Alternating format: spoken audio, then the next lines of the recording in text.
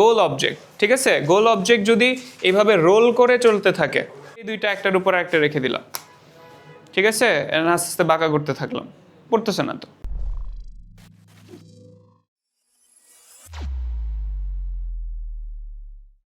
ওকে, so নিউটনের মেকানিক্সে আমরা হচ্ছে লাস্ট দুইটা ক্লাসে কি কি পড়ছি? এক ক্লাসে আমরা হচ্ছে রকেট নিয়ে কথাবার্তা বলছি, আর আরেকটা ক্লাসে আমরা হচ্ছে যে কনজারভেশন অফ মোমেন্টাম নিয়ে কথাবার্তা বলছি। আজকে আমরা কিছু বেসিক জিনিস আলোচনা করব। বেসিক জিনিস বলতে কি বুঝাই? আমরা আজকে যেমন পড়ব ফ্রিকশন, ঠিক আছে? Actually these are the things যেগুলো হয়তো আগে হালকা পাতলা আইডিয়া আছে, কিন্তু আবার নতুন কিছু জিনিসও আমাদেরকে শিখতে হবে। সো আমরা ফ্রিকশন বা ঘর্ষণ নিয়ে একটু কথাবার্তা বলতে চাই। সো ফ্রিকশনটা নিয়ে কিভাবে কাজ করব আমরা? এই যে ফ্রিকশনের কথা বলতেছি, ফ্রিকশন জিনিসটা কিভাবে কাজ করে সেটা নিয়ে একটু আলোচনা করা যাক। ধরেন আমাদের কাছে একটা সারফেস আছে, এই যে এরকম টাইপের লম্বা সমান্তরাল সারফেস, এবং এই সারফেসের উপরে কোনো একটা অবজেক্ট বা বস্তু রাখা আছে।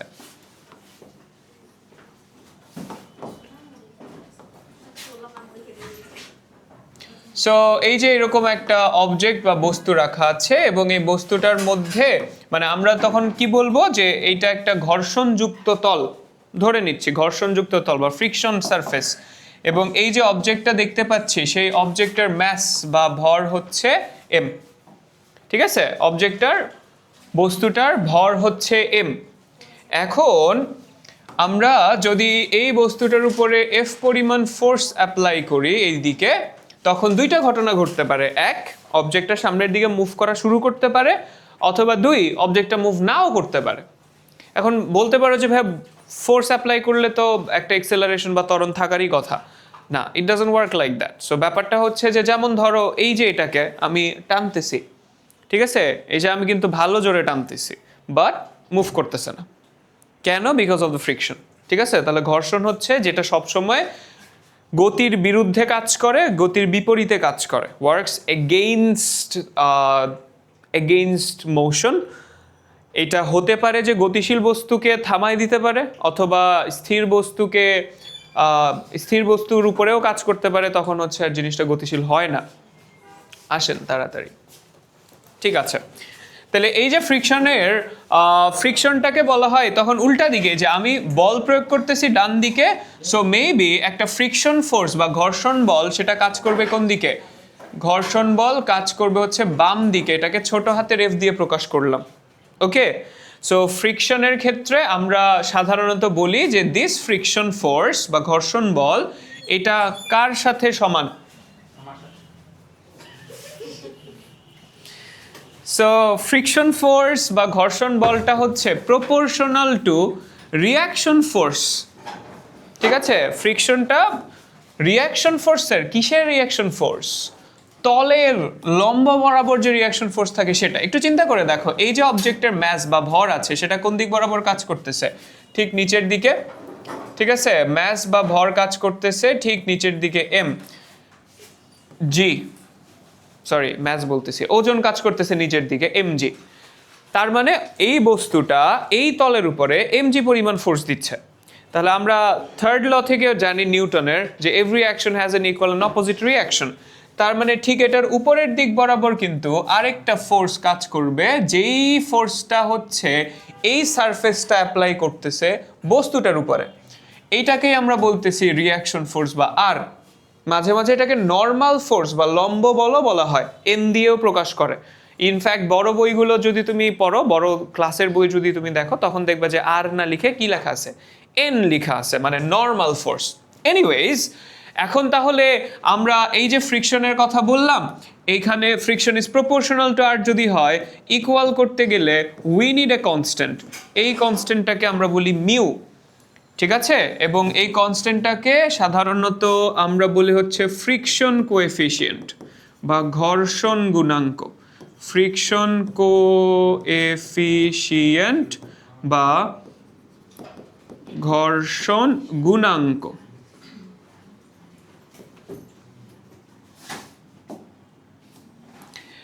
আচ্ছা, এখন ফ্রিকশনকে মোটামুটিভাবে আমরা হচ্ছে অনেকগুলো ভাগে ভাগ করতে পারি ডিপেন্ডিং অন কিসের কিসের উপর ফ্রিকশন কাজ করে। তোমরা 9-10 থাকতে কিছু কিছু পড়ে আসছো, যেমন ধরো গতি ঘর্ষণ, স্থিতি ঘর্ষণ, that is static friction, kinetic friction, এই দুইটা তো পড়ে আসছো। আরও দুইটা জিনিস ছিল, মনে আছে? একটা ছিল ফ্লুইড ফ্রিকশন বা প্রবাহী ঘর্ষণ, আর একটা রোলিং ফ্রিকশন বা আবর্ত ঘর্ষণ। ঠিক আছে? সো রোলিং ফ্রিকশন হচ্ছে যখন চাকা চলতে থাকে সারফেসের উপরে, তখন যে ফ্রিকশনটা কাজ করে সেটাকে আমরা বলি রোলিং ফ্রিকশন, আবর্ত ঘর্ষণ।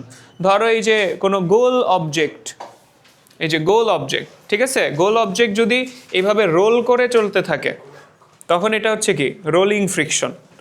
ঠিক আছে?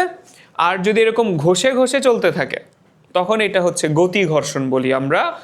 এটা একটা সহজ নাম আসে, স্লাইডিং ফ্রিকশন। তাহলে আমরা রোলিং ফ্রিকশন নিয়ে ইন্টারেস্টেড না, ওটা যখন বড় হবে ইঞ্জিনিয়ারিং পড়বা তখন হচ্ছে রোলিং ফ্রিকশন পড়বেন। আবর্ত ঘর্ষণ বা প্রবাহী ঘর্ষণ বা ফ্লুইড ফ্রিকশন, সেটা নিয়েও ইন্টারেস্টেড না, এটা পরের লেটার চ্যাপ্টার্সে গিয়ে আমরা দেখব। প্লাস ফ্লুইড ফ্রিকশনের একটা এক্সাম্পল দেওয়া যেতে পারে, যেমন ধরো তুমি নদী বা পুকুরের মধ্যে সাপোজ একটা নৌকাকে যদি ধাক্কা দাও, ঠিক আছে, হ্যাঁ নৌকাটা অনেক দূর পর্যন্ত যাবে, বাট কিছু দূর গিয়ে কিন্তু কি হয়ে যাবে, থেমে যাবে। তাহলে এই যে ফ্লুইড ফ্রিকশন কাজ করতেছে এখানে, বুঝতে পারতেছি?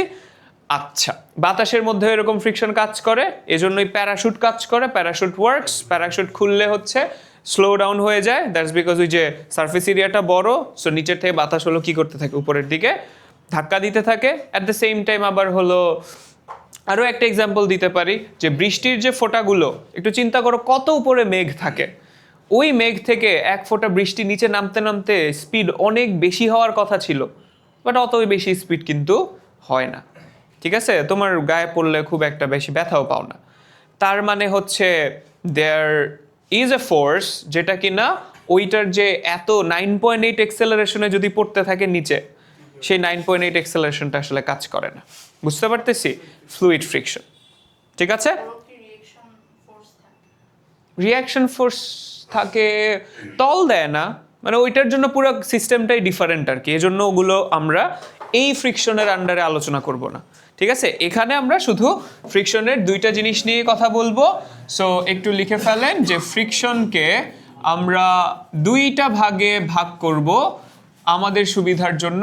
একটাকে আমরা বলতেছি স্ট্যাটিক ফ্রিকশন। স্ট্যাটিক ফ্রিকশন, ভাইয়েরা একটু মনোযোগ দিতে হবে এই টপিকটাতে, তার কারণ হচ্ছে বইয়ের মধ্যে আলাদা করে এগুলো আলোচনা করা নাই, but these are pretty common concepts যেগুলো পরীক্ষায় সবসময় আসে।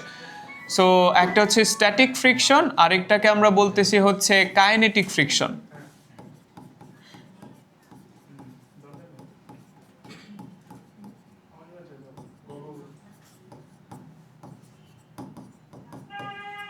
ঠিক আছে? কাইনেটিক ফ্রিকশন বা গতি ঘর্ষণ, আর একটাকে বলতেছি স্ট্যাটিক ফ্রিকশন, যেটার বাংলা হচ্ছে স্থিতি ঘর্ষণ।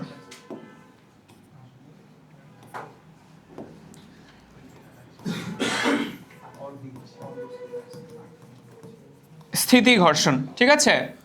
এই হলো দুই টাইপের। এখন কখন কোনটা কাজ করে একটু চিন্তা করে দেখো। ধরো তোমার কাছে এইরকম একটা তল বা সারফেস আছে, ঠিক আছে, এই যে একটা সারফেস আছে সামথিং লাইক দিস, এবং এই তলের উপরে হচ্ছে একটা অবজেক্ট আছে, এই অবজেক্টটাকে তুমি ধাক্কা দিতেছো, ঠিক আছে? সো একটা ফোর্স কাজ করতেছে বাম দিক থেকে ডান দিক বরাবর। সো এই হচ্ছে তোমার ফোর্স এফ। এখন এখানে একটা শর্ত আছে যে সামনের দিকে কোনো ভেলোসিটি নাই, V is equals to 0।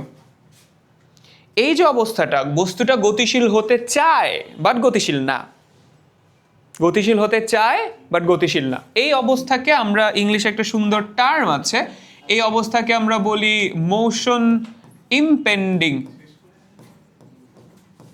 Motion ইমপেন্ডিং বা গতিশীল হতে চায়, ঠিক আছে? মোশন ইমপেন্ডিং, গতিশীল হতে চায় বাট গতিশীল না, ভেলোসিটি ইকুয়াল টু 0।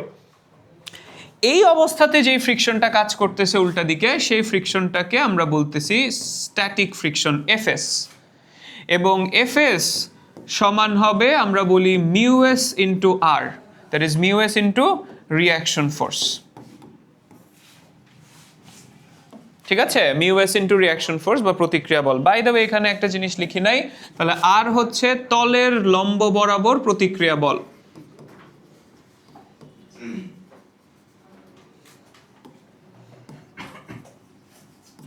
লম্ব বরাবর প্রতিক্রিয়া বল।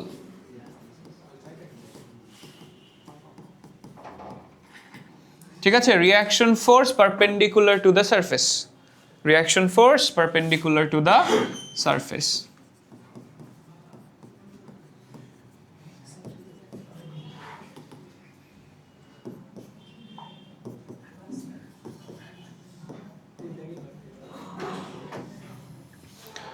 ঠিক আছে, তাহলে স্ট্যাটিক ফ্রিকশনের এক্সাম্পল যদি দিতে চাই, ওই যে কিছুক্ষণ আগে যেটা দিলাম, এই যে দেখো এই অবজেক্টটাকে আমি কিন্তু টানতেছি, যে বল প্রয়োগ করতেছি এবং জিনিসটা মুভও করতেছে, মানে গতিশীল হতে চায় বাট গতিশীল না। ঠিক আছে, এই অবস্থাটাকেই আমরা বলি মোশন ইমপেন্ডিং, গতিশীল হতে চায় বাট গতিশীল না। এটাকেও যদি আমি টান দিই বেঞ্চটাকে, ঠিক আছে, বেঞ্চটাকে যে ফোর্স অ্যাপ্লাই করতেছি, টানতেছি বাট মুভ করতেছে না। ঠিক আছে, যেই মুহূর্তে মুভ করা শুরু করবে তখন আর স্ট্যাটিক ফ্রিকশন বলবো না, তখন সেটা কি হয়ে যাবে, কাইনেটিক ফ্রিকশন। তাহলে কাইনেটিক ফ্রিকশনের জন্য আমাদের সিস্টেমটা এইরকম, যে আমার কাছে যদি এরকম একটা তল থাকে এবং তলের উপর যদি কোনো একটা অবজেক্ট থাকে, এই হচ্ছে আমার তলের উপর কোনো বস্তু, এবং আমরা বললাম কি যে বস্তুটা গতিশীল, অর্থাৎ সামনের দিকে ভি ভেলোসিটিতে গতিশীল বা ইন মোশন। সো যখন কোনো কিছু গতিশীল অবস্থাতে থাকবে তখন উল্টা দিকে যে ফ্রিকশনটা কাজ করে সেই ফ্রিকশনটাকে আমরা বলছি হচ্ছে কাইনেটিক ফ্রিকশন, এফকে। গতিশীল সেটা এমন হতে পারে যে বল প্রয়োগ করা হচ্ছে অলরেডি এবং বস্তুটা গতিশীল আছে, অথবা এমন হতে পারে যে তুমি জাস্ট ধাক্কা দিয়ে ছেড়ে দিছো, বস্তুটা জাস্ট গতিশীল আছে। বুঝতে পারতেছি? আচ্ছা, তাহলে এই এফ কে এর মান কত? এফ কে সমান আমরা লিখে হচ্ছে মিউ কে ইন্টু আর। তাহলে দুইটার নাম আমরা এভাবে করে দেই, এফ কে মিউ, সরি মিউ এস আর মিউ কে দুইটাই হচ্ছে আসলে ফ্রিকশন কোএফিশিয়েন্ট। একটাকে আমরা বলি স্ট্যাটিক ফ্রিকশন কোএফিশিয়েন্ট বা স্থিতি ঘর্ষণ গুণাঙ্ক, আরেকটা হচ্ছে কাইনেটিক ফ্রিকশন কোএফিশিয়েন্ট বা গতীয় ঘর্ষণ গুণাঙ্ক। মনে থাকবে কি বললাম? ওকে, তাহলে স্ট্যাটিক ফ্রিকশন কোএফিশিয়েন্ট আর কাইনেটিক ফ্রিকশন কোএফিশিয়েন্ট ডান। তাহলে চলো এবার একটা সিম্পল প্রবলেম দিয়ে আমরা হচ্ছে কথাবার্তা বলা স্টার্ট করি। গতিটাকে থামানোর ট্রাই করবে, বিপরীতে তো আর নিতে পারে না, বাট গতিশীল যেন না থাকে সেটার জন্য কাজ করবে। ঠিক আছে, যেদিকেই গতিশীল থাকবে তার উল্টা দিকে কাজ করবে। ও ডানে যাচ্ছে, ফোর্স কাজ করবে বামে। ও যদি বামে যায় তাহলে ফোর্স কাজ করবে কোন দিকে? ডানে। ঠিক আছে, যেমন ধরো এই যে এটার কথাই বলতেছিলাম, আমি যদি ধাক্কাও দেই, ধাক্কা দিয়েও আমি মুভ করাইতে পারবো না, বিকজ তখন আবার উল্টা দিকে ফোর্স কাজ করতেছে। ঠিক আছে, অলরাইট, চলো সামনে যাই। তাহলে let's start with the easy problem. ঠিক আছে, সো সহজ সমস্যা। ঠিক আছে, সহজ সমস্যা হচ্ছে এরকম যে আমাদের কাছে একটা মানে একটা সারফেস বা তল আছে। চলো দেখি সারফেস বা তল আঁকি। দেশ, ওকে, একটা অবজেক্ট আছে আমাদের কাছে, এই হলো বিশাল বড়, কাম অন, ওকে, সো এই হলো আমাদের বিশাল বড় অবজেক্ট, এবং একজন মানুষ হচ্ছে কি করতেছে, এই বস্তুটাকে ধাক্কা দিতেছে সামনের দিকে। ঠিক আছে, সো একটা মানুষ সামনের দিকে ধাক্কা দিচ্ছে। ধাক্কা দেওয়ার যে বলটা, সেই বলের পরিমাণও দিয়ে দিছি আমি। সামনের দিকে যেই ফোর্সে কাজ করতেছে, that force is let's say 500 Newton দিলাম, 500 নিউটন। ঠিক আছে, অবজেক্ট যেটা দেওয়া আছে, এই অবজেক্টের ম্যাস হচ্ছে 20 কেজি। বেশি হয়ে গেল নাকি? না, ঠিক আছে, 20 কেজি। আর আমি তোমাকে বলে দিলাম যে এই যে সারফেসের যে ফ্রিকশন কোএফিশিয়েন্ট আছে মিউ কে, কেই দিলাম, let's keep it simple first. So mu কে বলে দিলাম হচ্ছে 0.5, আর এটার মিউ এস বলে দিলাম 0.8। সবসময় একটা কথা মনে রাখবো যে মিউ কে আর মিউ এস এর মধ্যে সেম সারফেসের জন্য, একই বস্তুর জন্য, অথবা আমরা বলি এক জোড়া তলের জন্য। এক জোড়া কেন? বিকজ একা একা তো একটা তলের উপর কখনো ফ্রিকশন কাজ করবে না, তোমার দুইটা অবজেক্ট লাগবে, একটার সাথে আরেকটা সারফেস লেগে থাকতে হবে, তখন হচ্ছে ফ্রিকশন কাজ করবে। তো এক জোড়া তলের জন্য যদি আমরা অবশ্যই কি পাবো, দুইটা হচ্ছে মিউ পাবো, একটা হচ্ছে মিউ এস আর আরেকটা কি হবে, মিউ কে। এই মিউ এস আর মিউ কে এর মধ্যে সব সময় মিউ এস বড় হবে আর মিউ কে কি হবে, ছোট হবে, for most of the surfaces. বেশিরভাগ তলের জন্যই মিউ এসটাই বড় আর মিউ কেটাই কি আসলে ছোট। এবং আমরা এখান থেকে আরও একটা জিনিস দেখাতে চাই, সেটা হচ্ছে যদি আমরা কোনো একটা অবজেক্টের জন্য একটা ফোর্স ভার্সেস মানে friction versus applied force graph যদি ড্র করি, ঠিক আছে, ধরো এই দিক বরাবর হচ্ছে ফ্রিকশন ফোর্স, ঠিক আছে, আর এই দিক বরাবর হচ্ছে applied force something for this, এটার জন্য। সো তখন আমরা যেটা দেখি, তুমি বস্তুটাকে ধাক্কানো শুরু করলে, এই যে এখনের অবস্থা চিন্তা করো, এই বস্তুটাকে আমি অল্প ফোর্সে টান দিলাম, তাও বস্তুটা নড়তেছে না, আমি বেশি ফোর্সে টান দিলাম, তাও কিন্তু বস্তুটা নড়তেছে না। সো স্ট্যাটিক ফ্রিকশন যেটা, সেটা কিন্তু একটা ফিক্সড ভ্যালু না। আমি কম ফোর্স দিলাম, ধরো 10 নিউটন বলে মানে টান দিলাম, এখন ওর স্ট্যাটিক ফ্রিকশনও 10 নিউটন, তো মাইনাস হয়ে কত হয়ে যাচ্ছে, মাইনাস হয়ে 0 হয়ে যাচ্ছে। আমি যদি 20 নিউটন ফোর্সে ওকে টানি, তাইলে স্ট্যাটিক ফ্রিকশনও কত হবে, 20 নিউটন। বাট লেটস সে আমি 20, 30, 40, 50, 100, 140 পর্যন্ত আমি ফোর্স অ্যাপ্লাই করলাম, জিনিসটা মুভ করলো না। আমি 150 দিলে জিনিসটা মুভ করা শুরু করলো, তাহলে যে 140 পর্যন্ত স্ট্যাটিক ফ্রিকশন, তো that is the maximum static friction. ঠিক আছে, আমরা স্ট্যাটিক ফ্রিকশন এই যে পড়ার সময় যেই স্ট্যাটিক ফ্রিকশনটা বলবো, সেটা সবসময় ম্যাক্সিমামটাকেই মিন করবো আর কি আমরা। ঠিক আছে, তাহলে স্ট্যাটিক ফ্রিকশনের ক্ষেত্রে দেখা যায় কি, যে এই যে স্ট্যাটিক ফ্রিকশনের মান হচ্ছে অ্যাপ্লাইড ফোর্সের সাথে সাথে কি হতে থাকে, বাড়তে থাকে। ঠিক আছে, বাড়তে থাকে, অ্যান্ড দেন একটা পর্যায়ে গিয়ে স্ট্যাটিক ফ্রিকশন ড্রপ করে যায়, বস্তুটা চলমান হয়ে যায় বা মুভ করা স্টার্ট করে, তখন থেকে কাইনেটিক ফ্রিকশন কাজ করতে থাকে। ঠিক আছে, দেখো স্ট্যাটিক ফ্রিকশনের যে ভ্যালুটা, ভাইয়ারা কথা বললেন না পিছনে, স্ট্যাটিক ফ্রিকশনের যে ভ্যালুটা সেটা হচ্ছে দিস, আর এই যে গ্রিন কালার হয়েছে যেখান থেকে, এটাকে আমরা কি বলতেছি, কাইনেটিক ফ্রিকশন এফকে। এবং ওই যে ম্যাক্সিমাম যে স্ট্যাটিক ফ্রিকশনের পয়েন্টটা, এইটাই হচ্ছে most of the time we will refer as FK, sorry FS. এটাকেই মানে এফএস বলতে যে ম্যাক্সিমামটাকেই বুঝাবো। এবং অ্যাজ ইউ ক্যান সি যে ম্যাক্সিমাম যে স্ট্যাটিক ফ্রিকশনটা আছে, এই ম্যাক্সিমাম স্ট্যাটিক ফ্রিকশনটা অ্যাকচুয়ালি কাইনেটিক ফ্রিকশন থেকে বেশি, দ্যাটস বিকজ দিস। ঠিক আছে, আচ্ছা ওকে, এটা জাস্ট এন ইনফরমেশন, মাথায় রাখো। চলো সামনে চলে যাই আমরা। এখান থেকে আমি দুইটা কোয়েশ্চেন করব। একটা কোয়েশ্চেন হচ্ছে, so question number 1 is find minimum force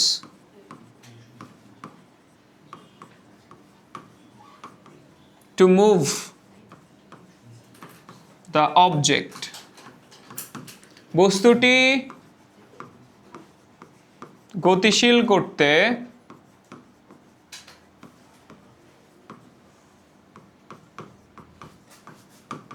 সর্বনিম্ন কত বল লাগবে?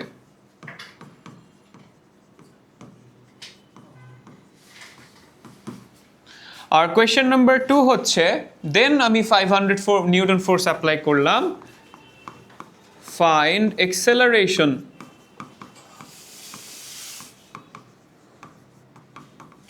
Of the object. বস্তুটির ত্বরণ নির্ণয় করো।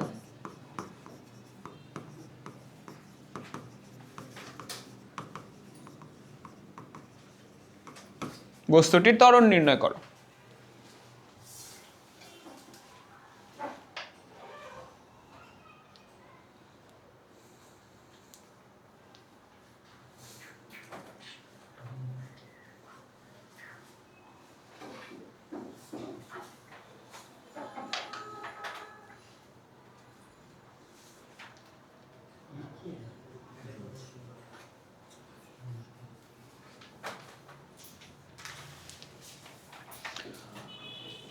Alright, so what to do?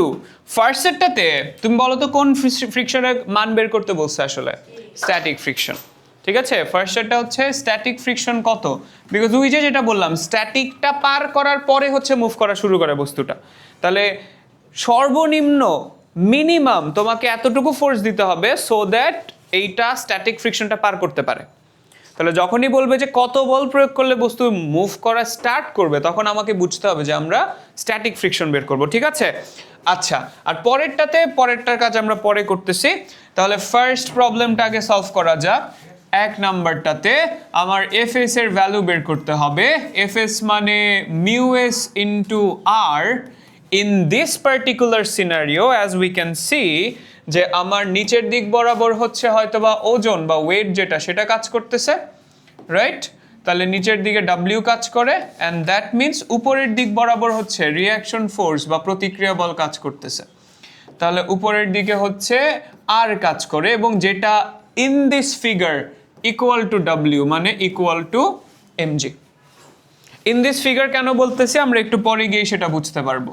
তাহলে এইখানে mu S into direct MG লিখতে পারি। মিউ এস এর ভ্যালু দেওয়া আছে 0.8, ম্যাস কত 20 কেজি, জি কত 9.8। তাহলে টোটাল আমরা এফএস স্ট্যাটিক ফ্রিকশন কত পাচ্ছি বলো দেখি? Thank you, 156.8 newton. তাহলে this is the minimum amount of force necessary to move the object. বস্তুটাকে শুরু করার জন্য এর থেকে একটু বেশি ফোর্স দেওয়া লাগবে। ঠিক আছে, তাহলে this is the minimum force.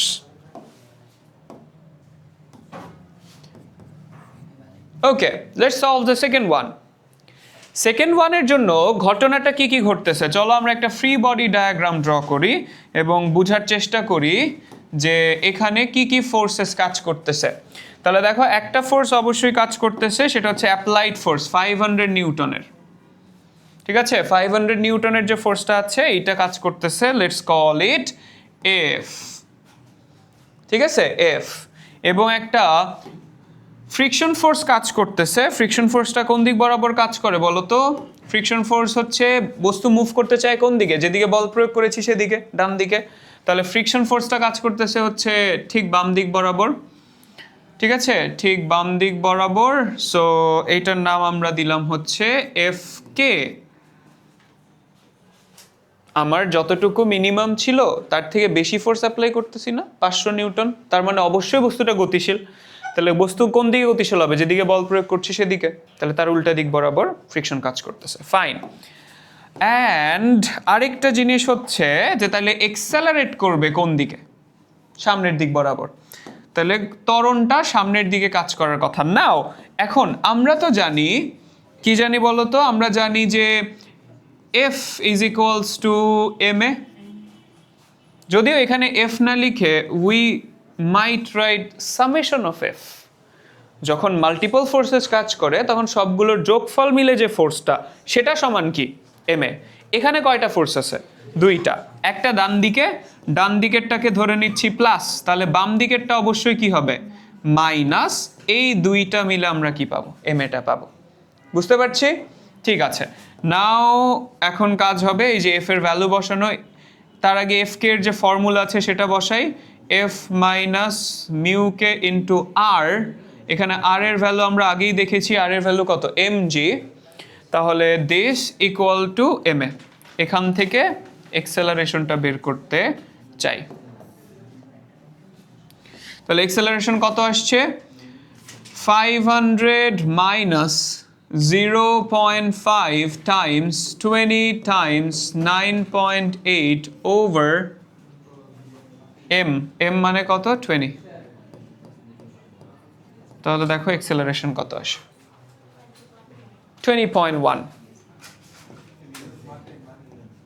Metre per second square. তো এই হচ্ছে আমাদের অ্যান্সার।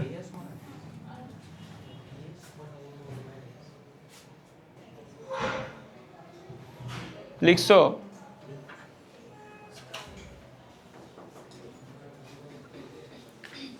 ঠিক আছে, তো এই টাইপের প্রবলেম ছোটকালেও করে আসছো, রাইট? এই টাইপের প্রবলেম হচ্ছে এসএসসি তেও করে আসছো। এখন নেক্সট যে টপিকে যাব, মানে নেক্সট টপিক তো না, টাইপ অফ প্রবলেম, ওইগুলো হচ্ছে এখন কমন। ঠিক আছে, তো চলেন যাওয়া যাক। লেখা শেষ, লিখেন।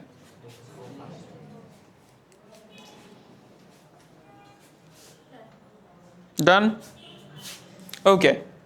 তাহলে নেক্সট টাইপের প্রবলেম হচ্ছে যখন আমার তলটা আসলে ইনক্লাইন্ড থাকবে তখন কি হবে। ঠিক আছে, এতক্ষণ পর্যন্ত তো এভরিথিং ওয়াজ কুল, বাট এখন আমরা হচ্ছে অ্যাকচুয়ালি দেখতে চাই যে ঝামেলা কোথায় কোথায় লাগতে পারে। তাহলে ধরো আমরা একটা বস্তু নিয়ে নিতেছি, এই যে আমাদের একটা অবজেক্ট বা বস্তু, এটা আগে থেকে নিয়ে রাখি, ফিল করি আগে।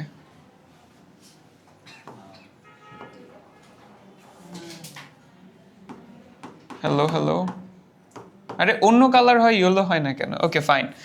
তাহলে এই অবজেক্টটাকে আমরা নিয়ে প্লেস করে দেই এটার মধ্যে প্যারালাল করে। এটাই তো আমরা আসলে দেখতে চাই, যে পড়ে যাবে কিনা, কোন দিকে গতিশীল হবে, কোন দিকে ফোর্সেস কাজ করবে, এটা। বাট তার থেকে মেইন কথা হচ্ছে ফ্রিকশন যেদিকে, ধরো এখন রাইট নাও কিচ্ছু কেউ ধরে নাই, কোনো ফোর্স অ্যাপ্লাই করা নাই, কিছু নাই, তাহলে কোন দিকে গতিশীল হতে চায় অবজেক্টটা বলো তো? এখন তো উপরের দিকে। ওয়াও, গ্র্যাভিটি কি চাঁদের দিকে কাজ করে? সো নিচের দিকে, মানে এই দিক বরাবরই আসলে বস্তুটা মুভ করতে চায়। ঠিক আছে, মোশনও হতে পারে, তাহলে বস্তুটা what is that? So so বস্তুটা মুভিংও থাকতে পারে, ঠিক আছে, অথবা বস্তুটা মোশন ইম্পেন্ডিংও থাকতে পারে, অর্থাৎ গতিশীলও থাকতে পারে অথবা গতিশীল হতে চায়, এরকমও হতে পারে, কথা না? সো এখন কিভাবে, যদি নিচের দিকে মুভিং থাকে বা মুভ করতে চায়, তার মানে ফ্রিকশন ফোর্স কাজ করতেছে কোন দিকে বলো তো? ফ্রিকশন ফোর্স কাজ করতেছে গতির উল্টা দিকে। ঠিক আছে, এই যে এই দিক বরাবর হচ্ছে ফ্রিকশন ফোর্স বা ঘর্ষণ বলটা কাজ করতেছে, লেটস কল ইট এফ। আপাতত এফ এস নাকি এফ কে কোনোটাই বললাম না, জাস্ট বললাম ফ্রিকশন এফ। আচ্ছা, এবং এই অবজেক্টের তাহলে ওজন বা ওয়েট কাজ করতেছে কোন দিকে? ঠিক নিচের দিক বরাবর, সেন্টার অফ ম্যাস থেকে নিচের দিকে। তাহলে এইটাকে আমরা বলছি ডাব্লিউ। ঠিক আছে, ডাব্লিউ এর ভ্যালু কত? ডাব্লিউ তো লিখি না, সো ডাব্লিউ হুদা না বলে এমজি, এমজি নিচের দিকে কাজ করে। অনির্বাণ, সো আমার reaction force of the surface, আমরা কি বলতেছিলাম? পারপেন্ডিকুলার টু দ্য সারফেস, লম্বের মানে লম্ব, তলের লম্ব বরাবর প্রতিক্রিয়া বল। তাহলে সেটা কোন দিকে কাজ করবে? এই যে perpendicular to the surface, wow, এই যে তল থেকে পারপেন্ডিকুলার টু দ্য সারফেস, ঠিক উপরের দিকে, এই যে এই দিক বরাবর আমরা দেখালাম। এবং এই ফোর্সটাকে let's call it R, reaction force. এই আর এর মান কত? দেখো, আগে আমি যখন হচ্ছে তলটাকে সমান সমান ছিল, ধরো এই যে এরকম একটা অবস্থা। আচ্ছা, আমাদের কাছে একটা বই আছে, বইটা দিয়ে দেখায়।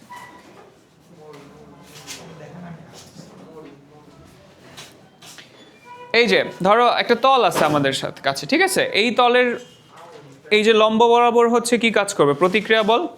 তাহলে আগে এমজি ঠিক নিচে কাজ করতো, আর তার ঠিক উপরের দিকে আর ছিল, so R equal to MG লিখে দিতাম। বাট আমি যখন তলটাকে বাঁকা করে ফেলবো, তখন দেখো আমার নর্মাল ফোর্স যেটা ছিল সেটা বাঁকা হয়ে যাচ্ছে, এমজি কিন্তু নিচের দিকেই আছে, আর চেঞ্জ হয়ে, তার মানে R is not equal to MG এখন।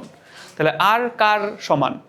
আর কার সমান? ঠিক আছে, এইটাই আমরা অ্যাকচুয়ালি বের করতে চাই। তো ধরো এই যে তলটা দেওয়া আছে, এই তলটা হচ্ছে থেটা, ঠিক আছে, তাহলে আমাকে কি বলতে পারো যে এখানে যে কোণটা আছে তলের সাথে, সেটা কত হবে? 45। আচ্ছা, বাই দ্য ওয়ে আগে কম্পোনেন্টে ভাগ করি, ঠিক আছে, চলো আগে কম্পোনেন্টস গুলোতে ভাগ করে না, কালারের অভাব পড়ে যাইতেছে ভাই। আরে না হয়তো বোঝা যায় না যে কোনটা কি। এনিওয়েজ, ডাব্লিউ কে আমরা দুইটা কম্পোনেন্টে ভাগ করতে চাই। তাহলে ডাব্লিউ কে একটা হচ্ছে প্যারালাল টু দ্য সারফেস বা তলের সমান্তরালে, আরেকটা হচ্ছে পারপেন্ডিকুলার টু দ্য সারফেস তলের লম্ব বরাবর। ঠিক আছে, আমরা দুইটা কম্পোনেন্টসে বা উপাংশে ভাগ করলাম। নিচের দিকে যে ডাব্লিউ আছে, ডাব্লিউ কে দুইটা উপাংশে বা কম্পোনেন্টে ভাগ করলাম, যার একটাকে আমরা বলতেছি, আচ্ছা কোনো বলার মতো এখনো কোনো অবস্থাতে নাই, তার আগে ভাইয়াকে বলো যে এই কোণটা কত হবে। যে কোনো একটা অ্যাঙ্গেল প্রয়োজন আমার কম্পোনেন্টে ভাগ করতে হলে, তাহলে আমি এই কোণটা নিতে চাচ্ছি, এই কোণটা কত হবে? থেটা। 45 কেন মুখ দিয়ে আসে ভাই? থেটা। ঠিক আছে, কেমনে আসছে বলবো না, থেটা। প্যারালাল, এটা যদি থেটা কোণে উঠে, ওটা হচ্ছে থেটা কোণে উঠবে। আর না হয় আরো অন্যভাবেও প্রুফ করা যায় যে এই কোণটা হচ্ছে এটা 90 মাইনাস থেটা, এই পুরাটা 90, তাহলে ওটা কত? Just theta. এত কিছু বলা যাবে না, ঠিক আছে, বড় হয়ে গেছো। এখন থেটা যার সাথে থাকে সেই কম্পোনেন্টটাকে আমরা কি বলি বলো তো? Cos component. So this is M G cos theta. আর এইদিকে যেটা আছে সেটা হচ্ছে এম জি সাইন থেটা। তাহলে যেটা ঠিক নিচের দিকে আর বরাবর কাজ করতেছে সেই কম্পোনেন্টের মান কত? সেই কম্পোনেন্টের মান হচ্ছে mg cos theta. So that is the value of r. ওই হচ্ছে r এর মান। So r is equals to হবে mg cos theta. অরেত কি রে ভাই, প্রতিদিনই একই ঘটনা।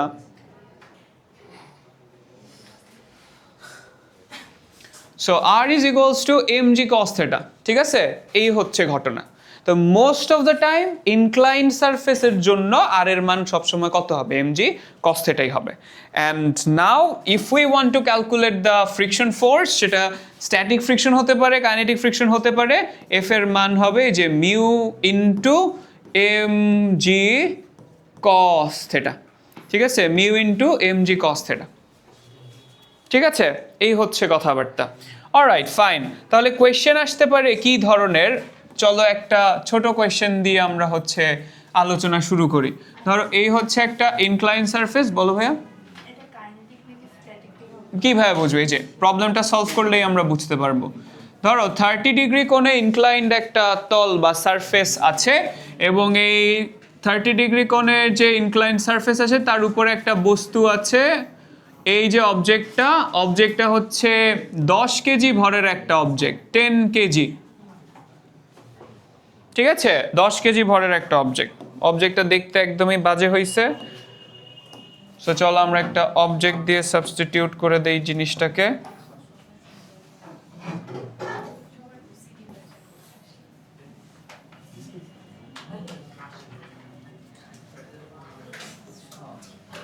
হ্যাঁ, নাইস, বড় হয়ে গেছে জাস্ট একটু।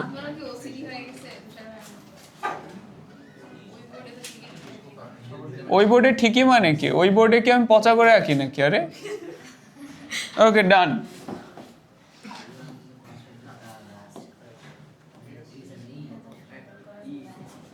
হ্যাঁ, আসলে ঠিকটাই তো বুঝছে। আরে ওকে, ফাইন। ওই আর এর জায়গায় হচ্ছে এটা বসায় দিছি, উপরে তো লিখে রাখছি, এই জন্য আর লিখিনি এখানে। আচ্ছা, এখান থেকে কোয়েশ্চেন হচ্ছে দুইটাই। যে মিম কিছুক্ষণ আগে যে কোয়েশ্চেনটা করলো, ওই কোয়েশ্চেনের অ্যান্সারটা আমরা পাবো যে ভাই স্ট্যাটিক হবে না কাইনেটিক হবে।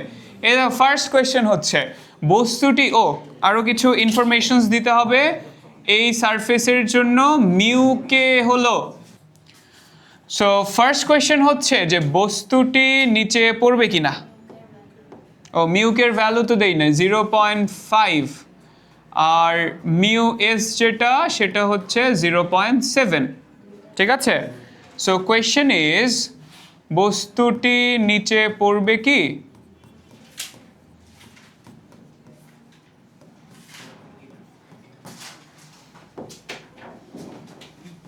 অ্যান্ড কোয়েশ্চেন নাম্বার 2, পড়লে কত ত্বরণে পড়বে?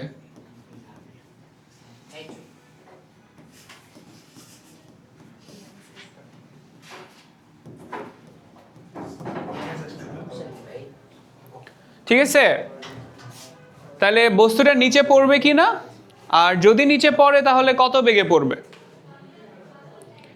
বস্তুটা নিচে পড়বে কি না, পড়লে কত বেগে পড়বে। ঠিক আছে, চলো দেখি কোয়েশ্চেনটা আমরা সলভ করতে চাই। আমরা একটা ছবি আঁকি, ছবিটা এঁকে ছবির মধ্যেই হচ্ছে সলভ করে দেওয়ার চেষ্টা করি।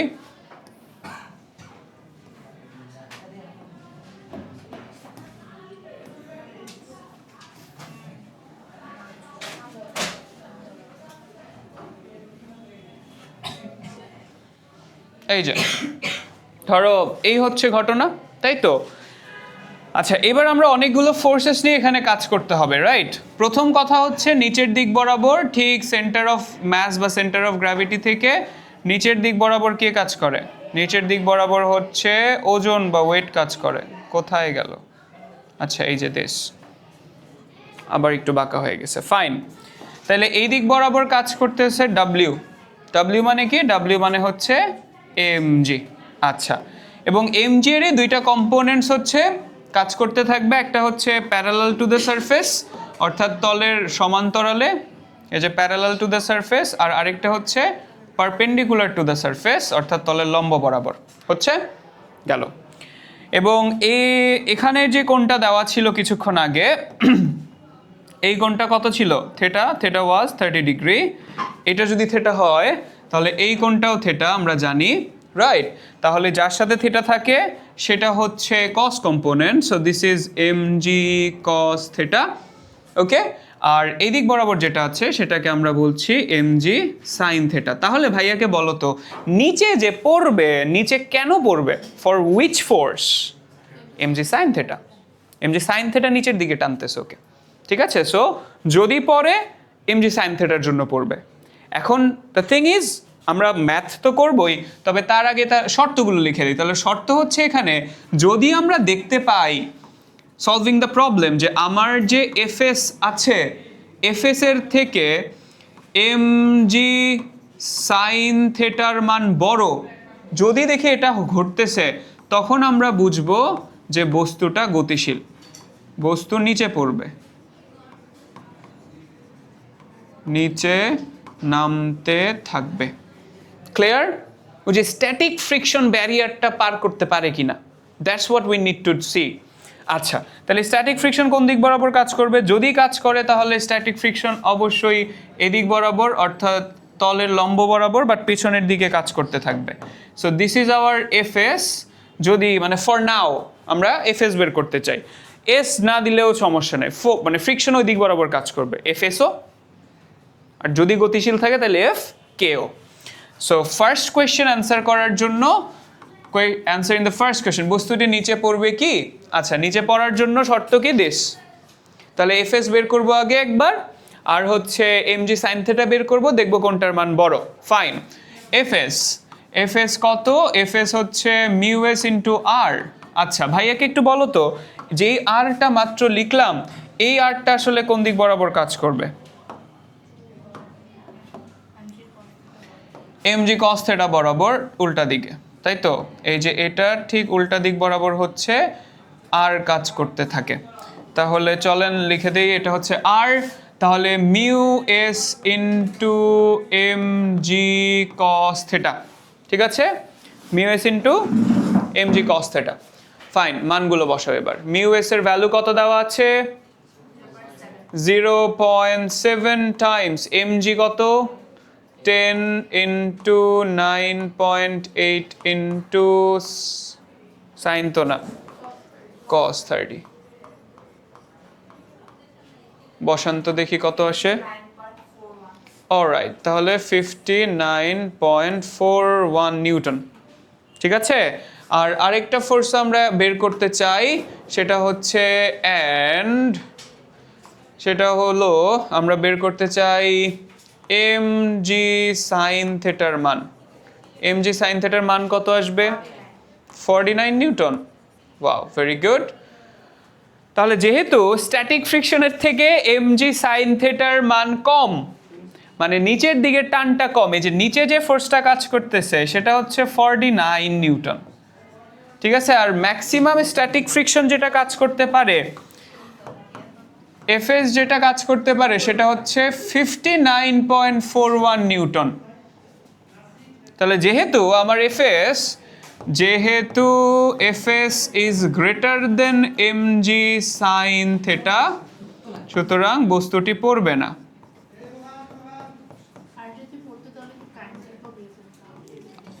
যদি পড়তো তাইলে তো পরের কোয়েশ্চেন, পড়লে ত্বরণ কত, দেখো পরের কোয়েশ্চেনে অ্যান্সারই করা লাগবে না, পড়বেই না, তাহলে ত্বরণ নাই। বুঝতে পারতেছি? এখন কোয়েশ্চেন হলো ভাই ইনক্লাইন সারফেস থেকে পড়ে না এমন কখনো হয়? অবশ্যই হয়। ঠিক আছে, কম তো, 30 ডিগ্রি খুব বেশি না। ধরো এই যে এই দুইটা একটার উপর একটা রেখে দিলাম, ঠিক আছে, আস্তে আস্তে বাঁকা করতে থাকলাম, পড়তেছে না তো। এই যে এরকম অবস্থায় যে এখনো কিন্তু টানতেছে ঠিকই, পড়ার চেষ্টা করতেছে, বাট পড়তেছে না, বিকজ স্ট্যাটিক ফ্রিকশনের মান বেশি। হ্যাঁ, একটা পর্যায়ে পড়া শুরু করবে, দেখছি। তার মানে একটা নির্দিষ্ট কোণের আগে তুমি যাই রেখে দাও, পড়বে না। ঠিক আছে, অলরাইট। তাহলে আজকে এই পর্যন্তই থাকলো। আমরা নেক্সট ক্লাসে অন্য জিনিস নিয়ে আলোচনা করব। আল্লাহ হাফেজ।